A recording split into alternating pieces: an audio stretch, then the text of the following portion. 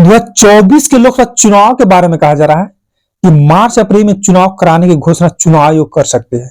3-4 महीना का वक्त बचा है, लेकिन कई एजेंसियों के द्वारा सर्वे अभी से ही 2024 के लोकसभा चुनाव के लिए स्टार्ट कर दी है। तो वही बिहार में 40 सीट लोकसभा के हैं, इसलिए केंद्र की कुर्सी पर बैठने के लिए काफी अहम माना जाता है बिहार के 40 सीटें।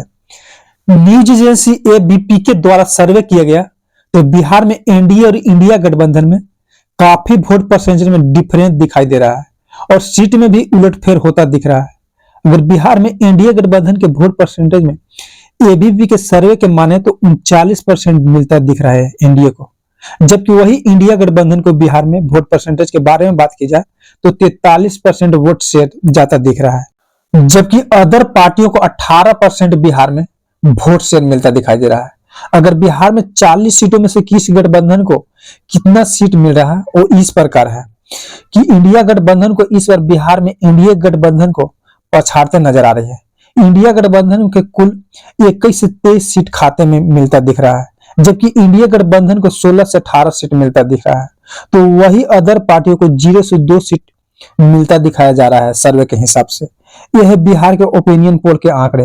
लेकिन अगर 2019 के लोकसभा चुनाव के आंकड़े के महागठबंधन के बारे में बात की जाए तो उस समय महागठबंधन को 40 सीटों में से सिर्फ 1 सीट मिली थी, जबकि एनडीए गठबंधन 40 में से 39 सीट पर जीत हासिल की थी। हालांकि उस समय जेडीयू एनडीए के हिस्सा थी, लेकिन इस बार के चुनाव में जेडीयू इंडिया गठबंधन के हिस्सा बन चुके हैं। इसलिए कहा जा रहा है कि मुख्यमंत्री नीतीश कुमार के कारण महागठबंधन की सीटों में आ जाने से बढ़त दिखाई दे रही है।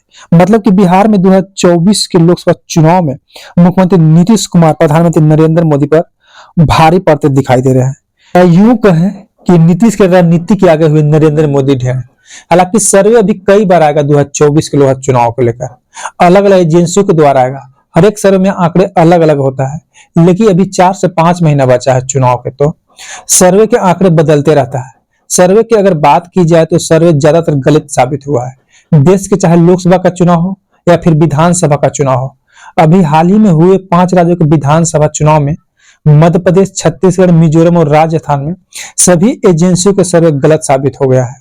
हालांकि कई राज्यों में सर्वे साबित सही भी हुआ है कई एजेंसियों को।